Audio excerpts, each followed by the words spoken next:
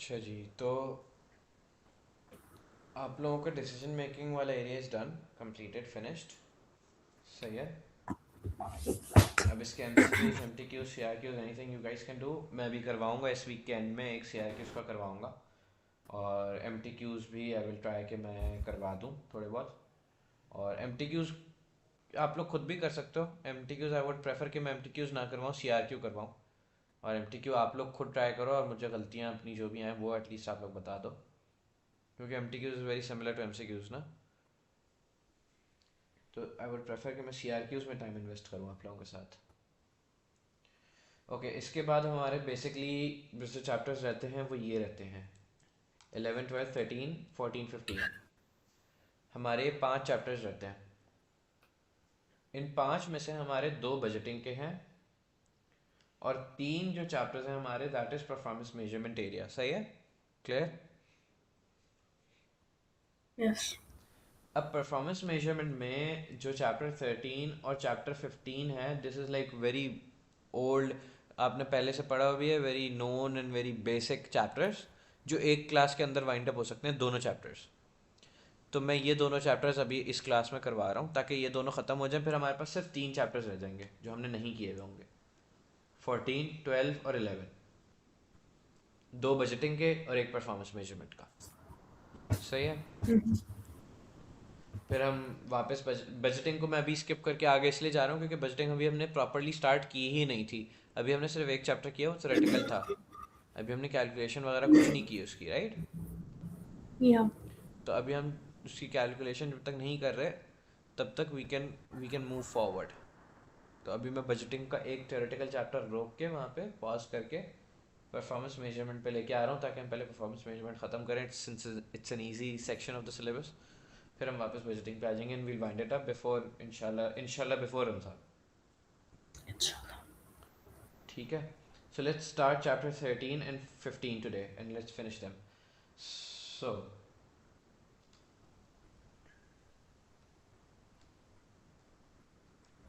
Chapter 13,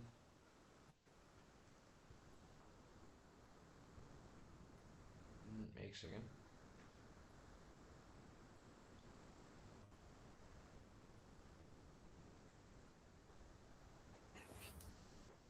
okay, तो what does chapter 13 says? What does it tell you?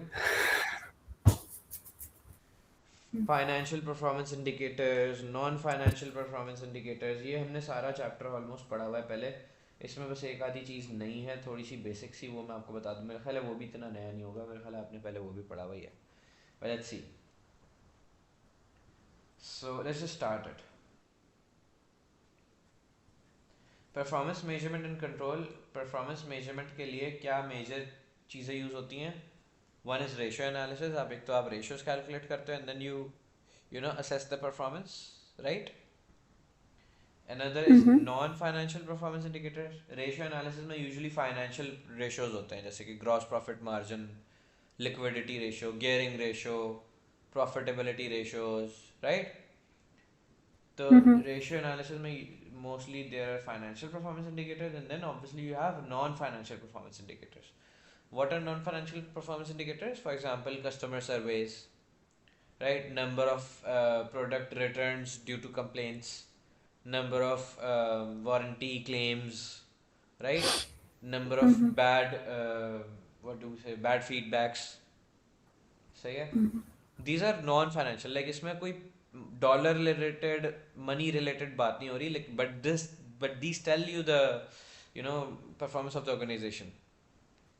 अगर आपकी company में जो आप सामान सेल करते हो उसमें वारंटी क्लेम्स बहुत ज़्यादा बढ़ रहे हैं, तो number of warranty claims is not a financial performance indicator.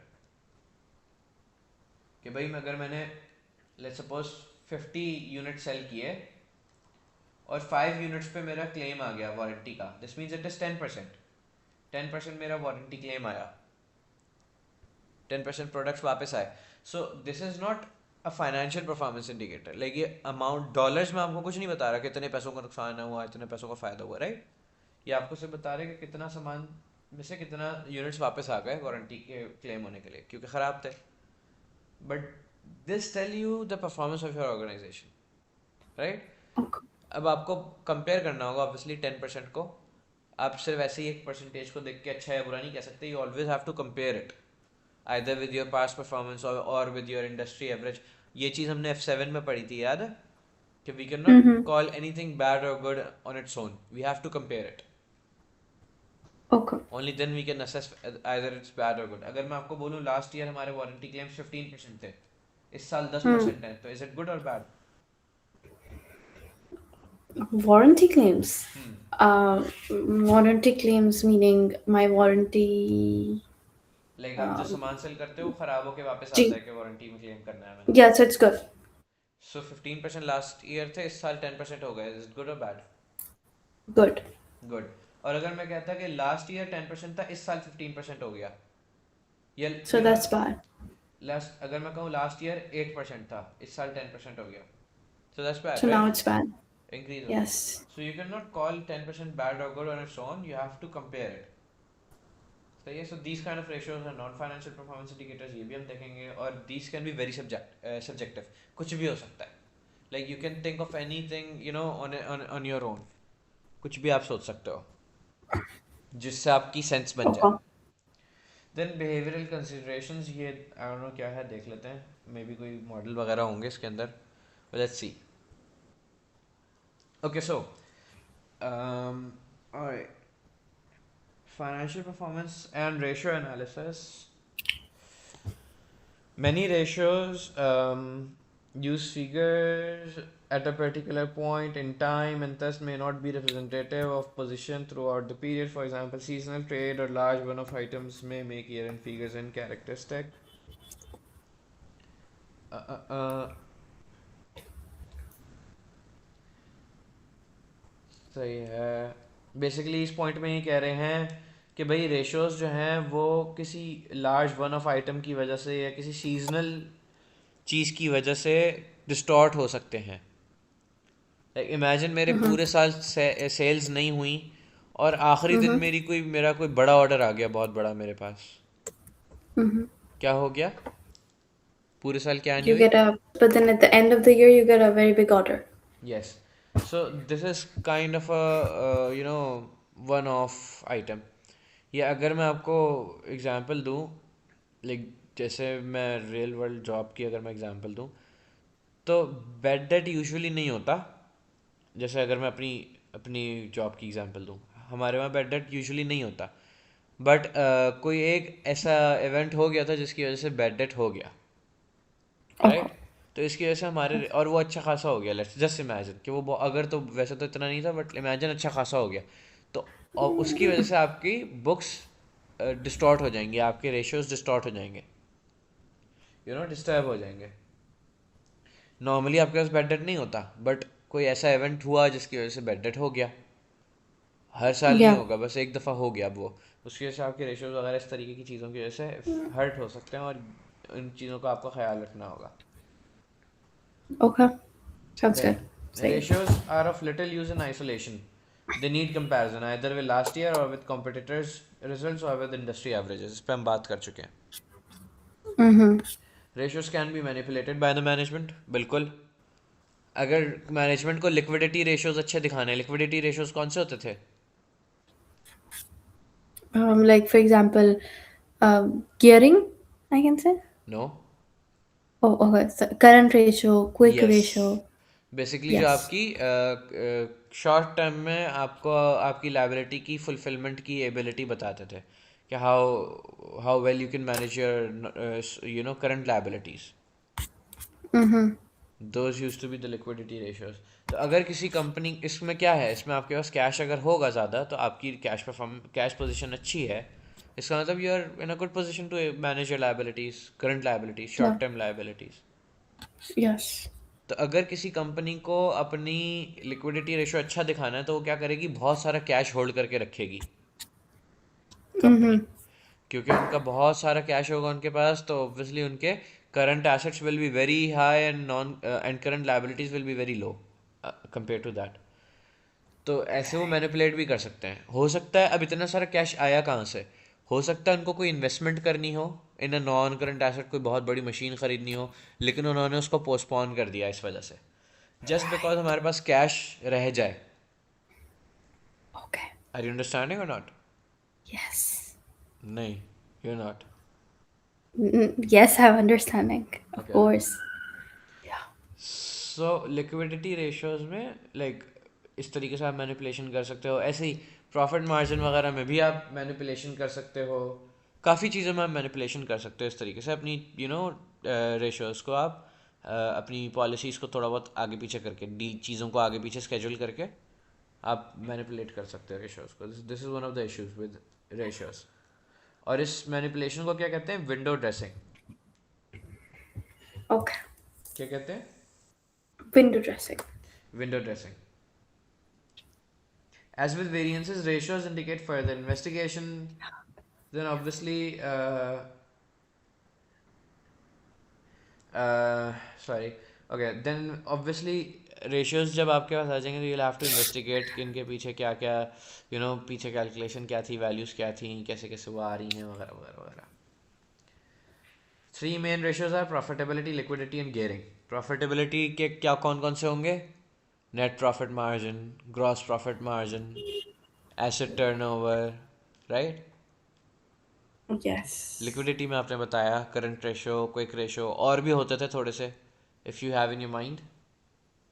Mm, Inventory turnover, yes, receivable turnover, very good. Payable turnover. Payable days, yes. और गियरिंग में क्या Yes. होता था? Yeah, you tell me gearing में क्या होता है, I forgot. गियरिंग में गियरिंग रेशो ही होता था. ठीक है. नॉन होगा. Non current liabilities divided by equity, debt upon equity, remember. Yes. होगा. सो प्रॉफिटेबिलिटी रेशियो मुझे सिखाने की जरूरत नहीं है. Gross profit margin is gross profit divided by turnover. Turnover basically means your revenue, your sales. Okay.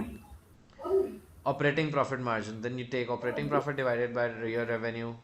Return on capital employed. Equity में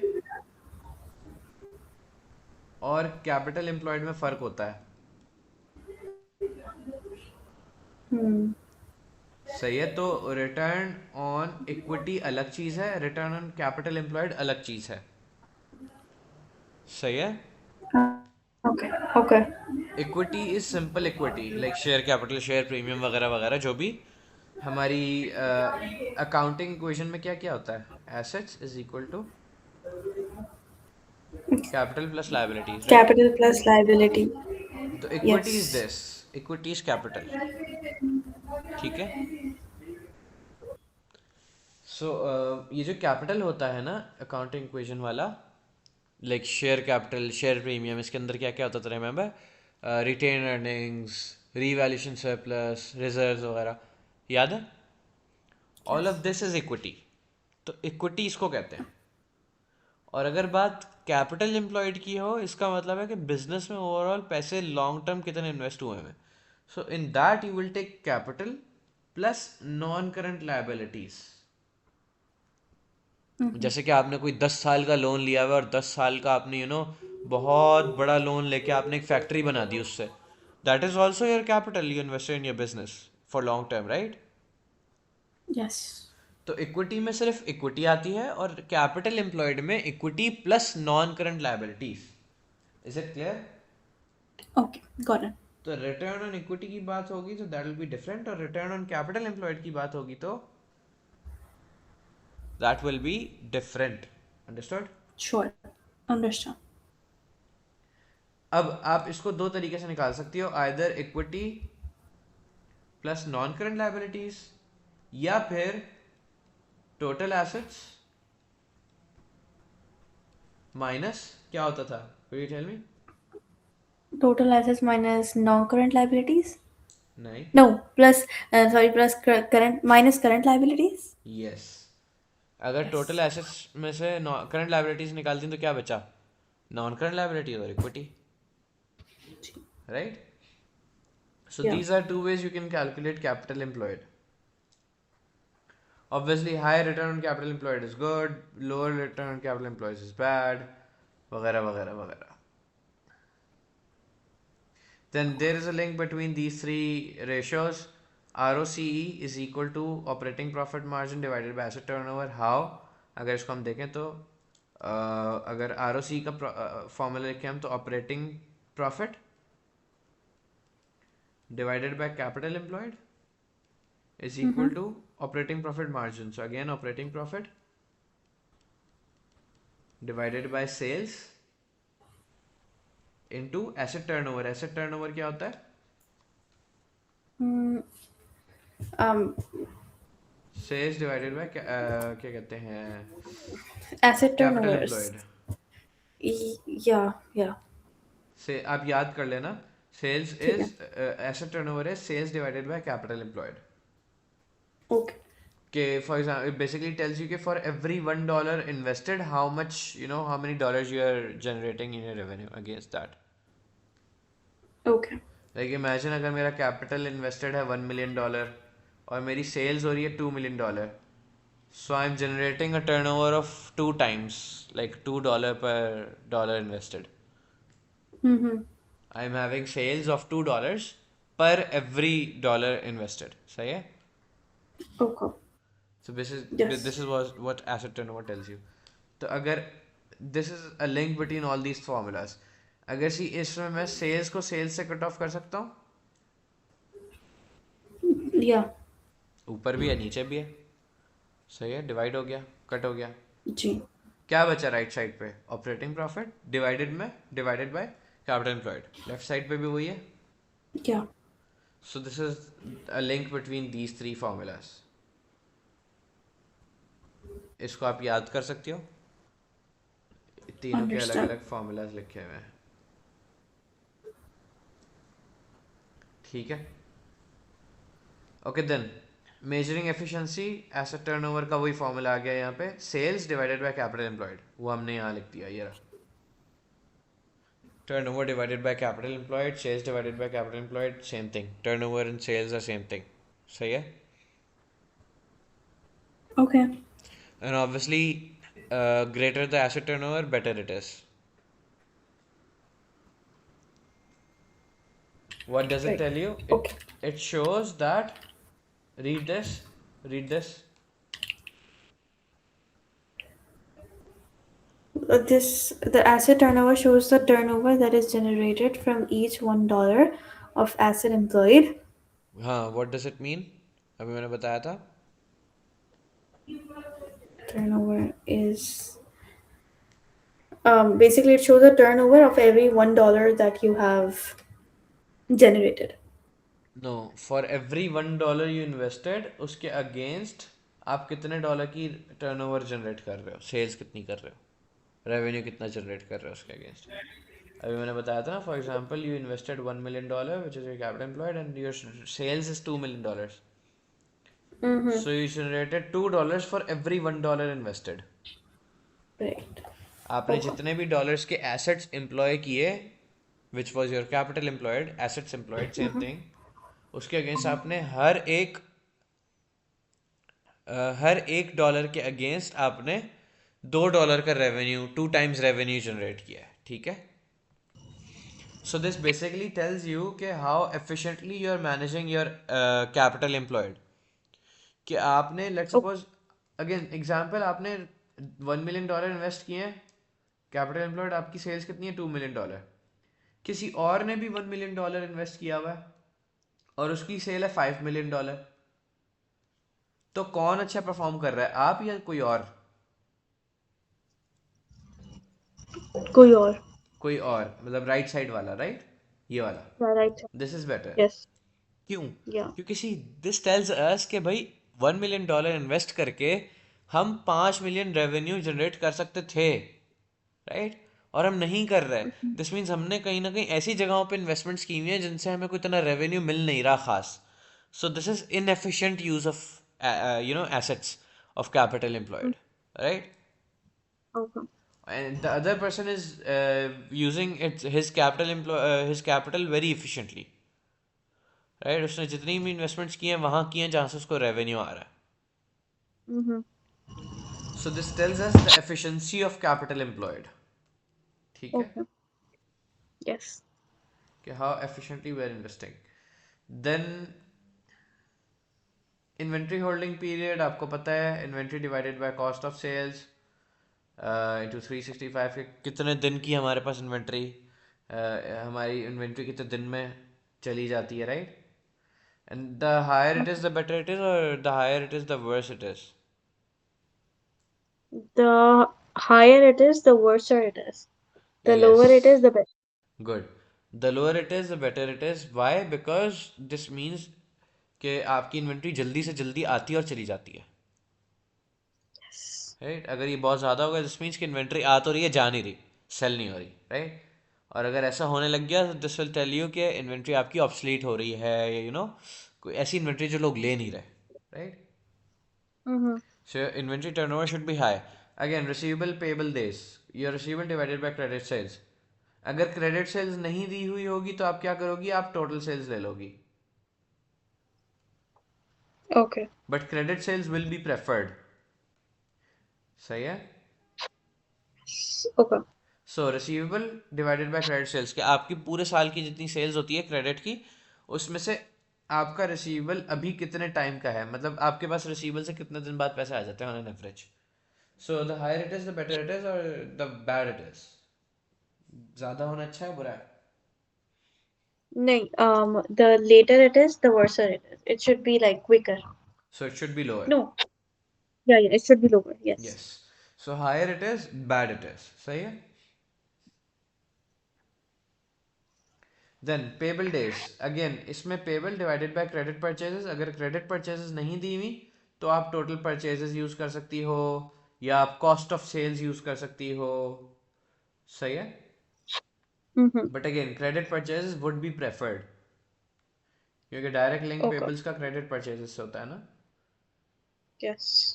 ठीक है. सो अब आप इसका मुझे बताओ कि दिस बेसिकली टेल्स यू कि आप कितने दिन में पैसे पे करते हो किसी और को.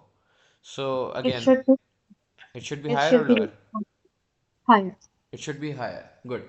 दिस मीन्स आप अपने पैसे तो जल्दी निकलवाओ, receivable days should be lower, but payable days should be higher. खुद जिसके देने हैं पैसे तो देर से दो, आराम से, राइट? Mm-hmm. आराम से, eat, go take a bath, enjoy, go for a walk, and then pay them. Even don't pay them even then, right? Okay. So yeah. This is just about business, okay? In person, you shouldn't be like this, obviously. Mm-hmm. Anyways, so okay. अब बहुत हद से ज़्यादा भी होना बुरी बात है इसका. सही है? सी, जो हम higher it is better it is या lower it is better it is कर रहे हैं, इसका बहुत ज़्यादा एक्सट्रीम भी इतना अच्छा नहीं होता. Like payable Mm-hmm. डेज ज़्यादा होना चाहिए, लेकिन इतना भी नहीं होना चाहिए कि आप 2-2 साल तक रखे बैठे हुए लोगों के पैसे, फिर आपको सप्लायर आपके साथ बिजनेस करना बंद कर देगा, right? So it should be higher but not over the, like it should not be very over above. Mm-hmm. Then liquidity, current ratio, current assets divided by current liability. Simple, कि भाई अगर आपके पास liability let suppose $100 की है, short term में आपने $100 पे करने हैं किसी के, तो आपके पास उसके कंपैरिजन Mm-hmm. में करंट एसेट्स कितने हैं? इमेजिन मेरे पास करंट Mm-hmm. एसेट्स हैं 250 के, तो मेरा करंट रेशियो क्या हो गया? 2.5. Okay. So current ratio should be higher और लोअर? हायर इट इज और lower it is, the better. Should be व्हाट? It should be higher. Higher. But the thing is, इसका एक आइडियल रेशियो होता है. जैसे मैंने अभी एग्जांपल दी ना 2.5 वाली, दिस इज बैड. इतना ज़्यादा भी नहीं होना चाहिए, जैसे अभी मैंने बताया ना, एक्सट्रीम साइड. क्योंकि Mm-hmm. सी, मुझे सिर्फ 100 वापस करने हैं, तो अगर मैं अपने करंट एसेट्स में 150 भी रख लूँ, आई एम स्टिल सेफ. मेरे पास फिर भी 50% पैसे ज़्यादा ही हैं. सही है? Mm-hmm. मैंने 250 Yeah. रख के गलत किया हुआ है. मैं एक तरीके से एडिशनल पैसे फजूल में मैंने अपने करंट एसेट्स में फंसा के रखे हैं, क्योंकि करंट एसेट्स पे आपका रिटर्न तो मिलता नहीं है.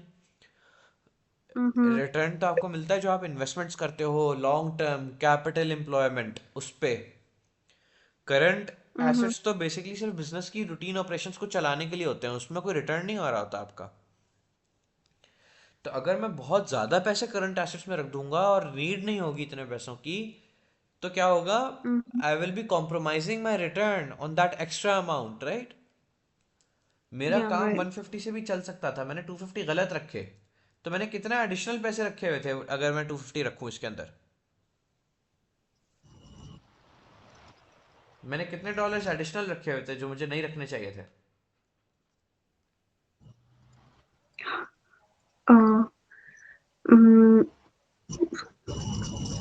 50, नहीं, मैंने 100, 100 कैसे?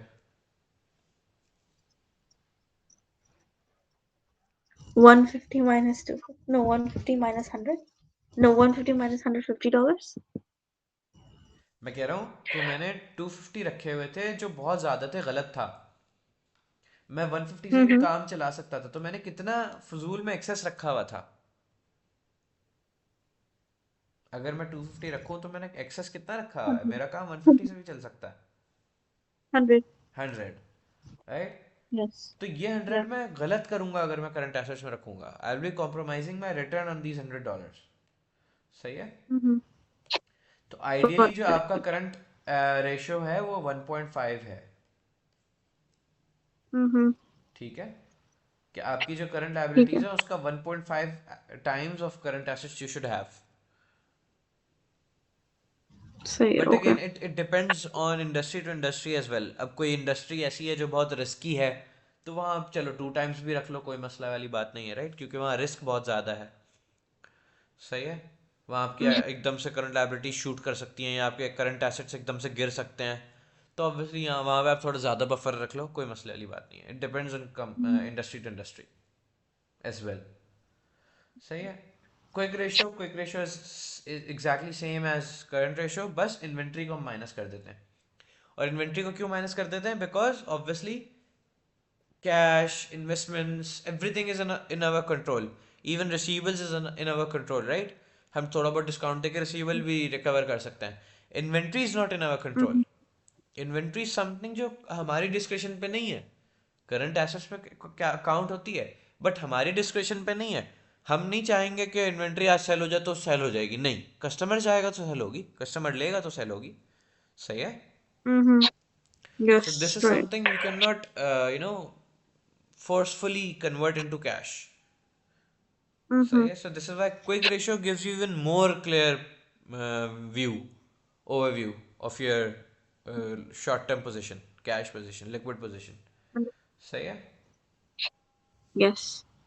Again, the higher it is, the better it is. But again वही, इसका भी वही around 1.2, 1.3 अगर है तो बस ठीक है, fine, good enough. Then gearing ratio. ठीक. ऑपरेटिंग गियरिंग एक तो होती है। ऑपरेटिंग गियरिंग वो समथिंग न्यू फॉर यू, और आपके, मेरा ख्याल है, मुझे याद आ रहा है किसी क्वेश्चन में भी आया था अभी F5 में, आपने कहीं ना कहीं देखी थी। Mm-hmm. Geez, yeah. You explain me. हाँ, operating gearing You. Was increasing और decreasing, remember? Break even Yeah. Change हो रहा था। They were shifting their hired staff to freelance, right? Remember? Yeah. Right. Yeah. Yeah. So this was operating gearing.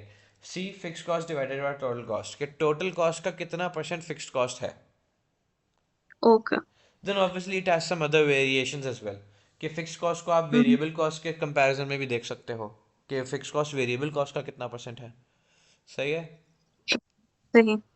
और इन दोनों को आप बेशक छोड़ दो। Okay.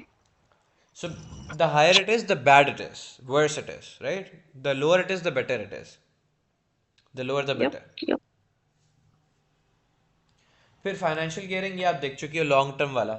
इसको डेट अपॉन इक्विटी भी कर सकते हैं और debt upon debt plus equity भी कर सकते हैं। वो आपको एग्जाम में Mm-hmm. बताया हुआ होगा, इट बी वेरी क्लियर कि किस तरीके से कैलकुलेट करना है। नहीं दिया हुआ, अगर नहीं बताया हुआ कि भाई either we have to solve it this way और दिस वे, तो फिर जिस भी तरीके से आप सॉल्व कर दोगे दैट विल बी मार्क्स वर्दी। नंबर नहीं काटेंगे उस पर फसूल में वो। Okay. इसमें कोई एक्सप्लेनेशन की जरूरत है? No, I'm good. Higher it is better it is. Yes. Good, मैंने गलत बोला था। Higher it is, bad it is. No, no, yeah, yeah, sorry. Hi, I was thinking that कि आपने नहीं, गलत ही बोला. Well, I was like rethinking कि मतलब okay, if you are a teacher, you know, said it, so of course सही लगा. you But have to be then, confident, you have to be no. clear. The lower the gearing is, the better it is. Good, Because that means that you have taken less debt. good. Okay, so interest cover basically means कि आपका operating profit क्या होता है? PBIT, Yes. Profit before interest and tax. Mm-hmm. Income statement में PBIT के बिल्कुल बाद हम इंटरेस्ट पे कर देते हैं, लाइक इंटरेस्ट माइनस होने से बिल्कुल पहले वाला अमाउंट होता है ये पीबीआईटी, ऑपरेटिंग प्रॉफिट। बिल्कुल पहले वाला, जिसमें से बस इंटरेस्ट ही माइनस करना होता है अगले स्टेप में। Yeah. सही है। सो इंटरेस्ट कवर क्या कहता Mm-hmm. है? PBIT divided by interest expense. अब इमेजिन अगर मेरा पीबीआईटी है $100 और मेरा इंटरेस्ट Mm-hmm. एक्सपेंस है $10, what does it mean? Mm-hmm. It means 10 times। The answer Yeah. Is 10। This basically means कि मेरा जो प्रॉफिट है उसमें से मेरी आजकल जो इंटरेस्ट की कॉस्ट चल रही है दैट इज $10, राइट? Mm-hmm. तो इसका ten Yeah. Times I can cover from my existing profit, which means I am in a very good situation. Correct. बात समझ आ रही है? Yes. अच्छा, और अगर ये हो जाए लेट्स सपोज 12, तो सिचुएशन कैसी है? It is 1.2 times. Hmm. In comparison with the last one, hmm. Like आप सिर्फ इसको देख के बताओ, is it just a good, this. Yes, is it a good situation और bad situation? I think just by looking at this, I cannot make a conclusion if it is bad or good. It Okay, then should compare with be the previous one. reasonable. I mean, previous one we got it as what was the answer that we got for the 10 previous one? times. 10 times. Mm-hmm. So it is a good no. Uh, no. The more it is, the better, right? Yes. Yes. So तो this is a very bad situation. Yes, तो इसमें आपको comparison की जरूरत नहीं होती, इसमें the more it is the better it is. ठीक है। ठीक है। लाइक इसमें आपको कंपैरिजन की जरूरत ही नहीं है। अभी आपको नजर आ रहा है बहुत करीब करीब है कि भाई प्रॉफिट $12 है, $10 तो उसमें से इंटरेस्ट है, सिर्फ $2 बचेंगे पीछे। अल्लाह ना करे कल को प्रॉफिट थोड़ा सा ड्रॉप हुआ और हम 12 से नीचे आ गए, तो फिर तो इंटरेस्ट भी हमसे नहीं पे किया जाएगा, राइट? Yes. तो इसीलिए the higher it is the better it is. सही है। Mm, इसमें कंपैरिजन की नीड नहीं होती वैसे इतनी, but again yes, you can compare. Like again imagine आपकी कंपनी का 1.2 टाइम्स है और आपकी इंडस्ट्री में 1.05 टाइम्स चल रहा होता है। This means you are in a good position as compare with your industry. Industry और रिस्की पोजिशन में होती है, आप फिर भी उससे थोड़ा सा सेफ हो। सही है। yeah. Right. इंडस्ट्री में लेट्स सपोज 10.5 का प्रॉफिट होता है और $10 की इंटरेस्ट एक्सपेंस होता है, दिस इज 10.5 टाइम 1.05 टाइम्स। तो इंडस्ट्री तो बहुत Mm, रिस्की है। आपका तो फिर $12 का प्रॉफिट था, इंडस्ट्री में ऑन एन एवरेज कितना प्रॉफिट होता है? 10.5।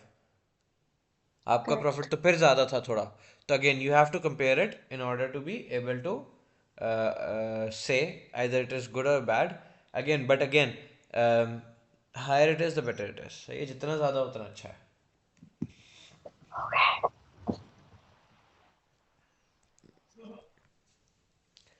अच्छा, then dividend cover again same thing. अब सी, हमने इंटरेस्ट कवर किस में से देखा था? ऑपरेटिंग प्रॉफिट में से, पीबीआईटी में से। Mm-hmm.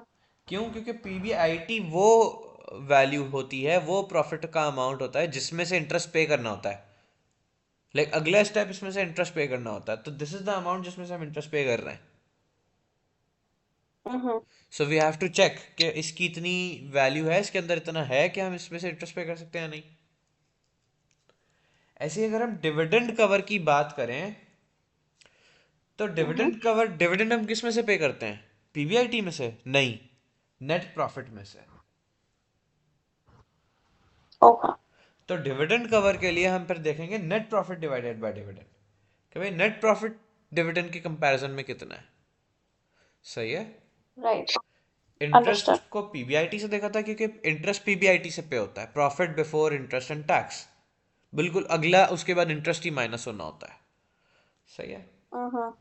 ऐसे ही डिविडेंड Fine. हम पे करते हैं नेट प्रॉफिट में से, तो will check it in comparison with net profit. I think chapter खत्म, I think it, I hope so. नहीं, अभी नहीं खत्म हुआ होगा, I remember yeah. Okay, now a very quick we'll go, very basic theoretical concepts. Issues Okay. Surrounding the use of financial performance indicators, financial performance indicators के साथ issues क्या हैं? Short termism, Hmm. Short term profitability increase करने के लिए आप long term चीजें compromise कर सकते हो। Hmm. कैसे? भाई अगर मैंने इन्वेस्टमेंट्स कर दी तो बहुत ज़्यादा डेप्रिसिएशन होना शुरू हो जाएगी, डेप्रिसिएशन होना शुरू हो जाएगी तो मेरी प्रॉफिटेबिलिटी गिर जाएगी क्योंकि डेप्रिसिएशन एक्सपेंस बढ़ जाएगा, राइट? Right. लेकिन इन्वेस्टमेंट करना लॉन्ग टर्म में मेरे लिए फायदेमंद था, राइट? लॉन्ग टर्म में it Yes. Was good for me. Yeah. लेकिन मैं इन्वेस्टमेंट नहीं कर रहा, क्यों? क्योंकि मुझे पता है अगर इन्वेस्टमेंट करूंगा तो एक्सपेंसेस बढ़ जाएंगे, डेप्रिसिएशन बढ़ जाएगी, मेरा प्रॉफिट गिर जाएगा और मुझे चाहिए बोनस, बोनस मेरा लिंक्ड है प्रॉफिट से। तो मैं इन्वेस्टमेंट Okay. नहीं करूंगा ताकि प्रॉफिट अच्छा आ जाए और मुझे बोनस मिल जाए। But this is bad for long term, right? क्योंकि लॉन्ग टर्म के लिए तो मैं Yep. कोई इन्वेस्टमेंट कर ही नहीं रहा, short term Mm-hmm. Profit profit देख रहा हूँ। Right. Then manipulation, again you can manipulate the results, you can manipulate the ratios. सही है, प्रोविजंस और ये वो इन चीज़ों से आप you can manipulate the results. Then Okay. do not convey full picture, the financial ratios do not convey full picture। Financial ratios आपको past की पिक्चर बताते हैं कि पास्ट में क्या हुआ, कितना प्रॉफिट हुआ, कितना रिसीवेबल था, कितना सेल्स थी, कितना गेयरिंग थी, क्या था, राइट? Yes. फ्यूचर के बारे में नहीं बताते। फ्यूचर के बारे में आपको क्या बताता है? फ्यूचर के बारे में आपको नॉन फाइनेंशियल परफॉर्मेंस इंडिकेटर्स बताते हैं। कैसे? Mm-hmm. जब आपको पता है कि भाई हमारा जो प्रोडक्ट है उसमें कंप्लेंट्स कम आ रही हैं, विद टाइम कंप्लेंट्स कम होती जा रही हैं। कंप्लेंट्स पहले ज़्यादा Mm-hmm. होती थी, अब कंप्लेंट्स कम हो रही हैं। कंप्लेंट्स क्या है? फाइनेंशियल परफॉर्मेंस इंडिकेटर है या नॉन फाइनेंशियल परफॉर्मेंस इंडिकेटर है? Non-financial performance indicator. गुड। तो अगर मुझे पता चलेगा कि यार कंप्लेंट्स मेरी पहले ज़्यादा होती थी, अब मेरी कंप्लेंट्स कम हो रही हैं विद टाइम, Mm-hmm. तो क्या मैं फ्यूचर का कुछ प्रिडिक्शन कर सकता हूँ इससे कि यार इसका मतलब है फ्यूचर में मैं I will have more customer loyalty, increase customers, increase attraction for ability to attract new customers, since मेरी प्रोडक्ट में परफेक्शन आती जा रही है, कंप्लेंट्स कम होती जा रही हैं, Mm-hmm. Yeah. Right? It tells me the customers perspective, right? How does customer see me? It he sees me. तो नॉन फाइनेंशियल परफॉर्मेंस इंडिकेटर्स वो हैं जो आपको फ्यूचर की पिक्चर दिखाते हैं। Financial Okay. परफॉर्मेंस इंडिकेटर से आपको पास दिखाते हैं, this is why they do not tell you the entire picture, right? Yes. Financial performance indicator कभी आपको कस्टमर सेटिस्फैक्शन, क्वालिटी, ये चीज़ें नहीं बताएगा, सिर्फ पैसों के मामले में बताएगा कि फ़ायदा और नुकसान हो रहा Hmm. है, right? Yep. Yep. Then non financial performance indicators,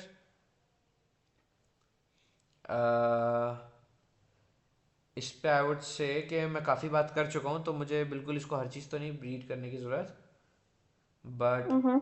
let's just talk on main N F P Is, अगर मुझे कोई मिल जाए, वेट।